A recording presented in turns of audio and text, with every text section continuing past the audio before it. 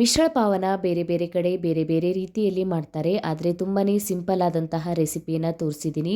ಮನೆಯಲ್ಲೇ ತುಂಬಾ ಈಸಿ ಮತ್ತು ಟೇಸ್ಟಿಯಾದಂತಹ ಮಿಶ್ರ ಪಾವನ್ನು ಮಾಡ್ಕೊಳ್ಬೋದು. ಹಾಯ್ ನಮಸ್ಕಾರ ಎಲ್ಲರಿಗೂ, ವೆಲ್ಕಮ್ ಟು ಮೈ ಚಾನಲನ್ನು ಯಾರು ಹೊಸದಾಗಿ ನೋಡ್ತಾ ಇದ್ದೀರಾ ಚಾನಲನ್ನು ಸಬ್ಸ್ಕ್ರೈಬ್ ಮಾಡ್ಕೊಳ್ಳಿ. ಈ ಮಿಶ್ರ ಪಾವ್ ಮಾಡೋದಕ್ಕೆ ನಾನಿಲ್ಲಿ 1 ಕಪ್ಪಷ್ಟು ಮೊಳಕೆ ಕಟ್ಟಿರುವಂತಹ ಮಟಕಿ ಕಾಳನ್ನು ತೊಗೊಂಡಿದ್ದೀನಿ.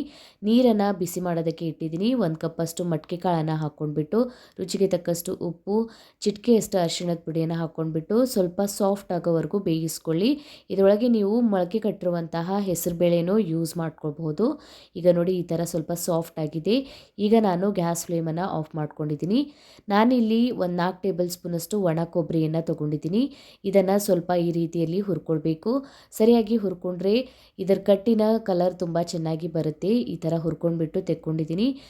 ಇಲ್ಲಿ ನಾನು ಮೀಡಿಯಮ್ ಸೈಜ್ ಈರುಳ್ಳಿಯನ್ನು ತೊಗೊಂಡಿದ್ದೀನಿ. ಈರುಳ್ಳಿನೂ ಸ್ವಲ್ಪ ಫ್ರೈ ಮಾಡ್ಕೊಳ್ಬೇಕು.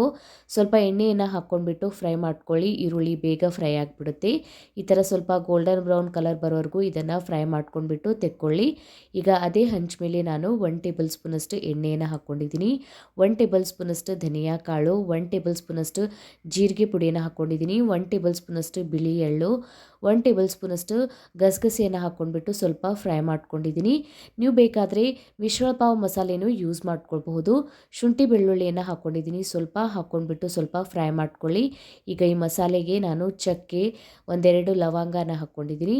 ಲವಂಗನ ಹಾಕ್ಕೊಂಡ್ಬಿಟ್ಟು ಸ್ವಲ್ಪ ಫ್ರೈ ಮಾಡ್ಕೊಳ್ಳಿ.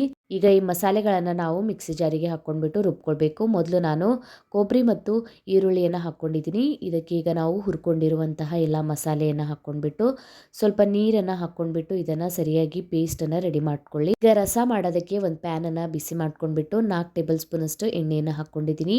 ಎಣ್ಣೆಯನ್ನು ಸ್ವಲ್ಪ ಜಾಸ್ತಿನೇ ಹಾಕ್ಕೊಳ್ಳಿ, ಕಟ್ ಬರುತ್ತೆ ಸರಿಯಾಗಿ. ನೀವು ಬೇಕಾದರೆ ಕಡಿಮೆ ಎಣ್ಣೆಯಿಂದನೂ ಈ ಮಿಶ್ರ ಪಾವನ್ನು ಮಾಡ್ಕೊಳ್ಬಹುದು.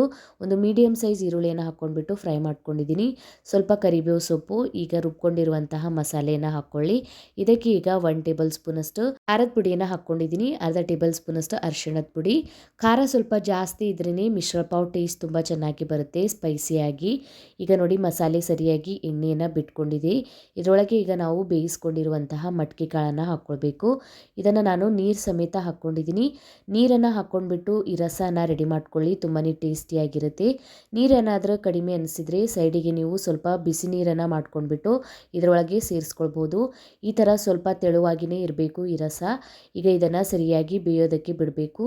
ಸ್ವಲ್ಪ ನಾನು ಉಪ್ಪನ್ನು ಹಾಕ್ಕೊಂಡಿದ್ದೀನಿ. ರುಚಿಗೆ ತಕ್ಕಷ್ಟು ನೋಡ್ಕೊಂಡ್ಬಿಟ್ಟು ಉಪ್ಪನ್ನು ಹಾಕ್ಕೊಳ್ಳಿ. ಲಾಸ್ಟಿಗೆ ಕೊತ್ತಂಬರಿ ಸೊಪ್ಪನ್ನು ಹಾಕ್ಕೊಂಡ್ಬಿಟ್ಟು ಸರಿಯಾಗಿ ಒಂದು ಕುದಿ ಬರೋವರೆಗೂ ಬೇಯಿಸ್ಕೊಳ್ಳಿ. ಈ ಥರ ಸೈಡಿಗೆ ಕಟ್ ಬರೋಕ್ಕೆ ಸ್ಟಾರ್ಟ್ ಆಗುತ್ತೆ. ತುಂಬಾ ಈಸಿ ಮತ್ತು ಸಿಂಪಲ್ ಆಗಿ ಮಿಶ್ರ ಪಾವನ್ನು ಮನೆಯಲ್ಲೇ ಮಾಡ್ಕೊಳ್ಬೋದು. ಸರಿಯಾಗಿ ಬೆಂದಮೇಲೆ ಈ ಥರ ಕಟ್ ಬರೋಕ್ಕೆ ಸ್ಟಾರ್ಟ್ ಆಗುತ್ತೆ. ಹೋಟೆಲ್ನಲ್ಲಿ ಸಿಗುವಂತಹ ಈ ಥರ ಕಟ್ ಇರುವಂತಹ ರಸನ ಮನೆಯಲ್ಲೇ ತುಂಬಾ ಸುಲಭವಾಗಿ ಮಾಡ್ಕೊಳ್ಬಹುದು. ಮಿಶ್ರ ಪಾವನ್ನು ಹೇಗೆ ಸರ್ವ್ ಮಾಡ್ತಾರೆ ಅಂತ ತೋರಿಸ್ತಾ ಇದ್ದೀನಿ.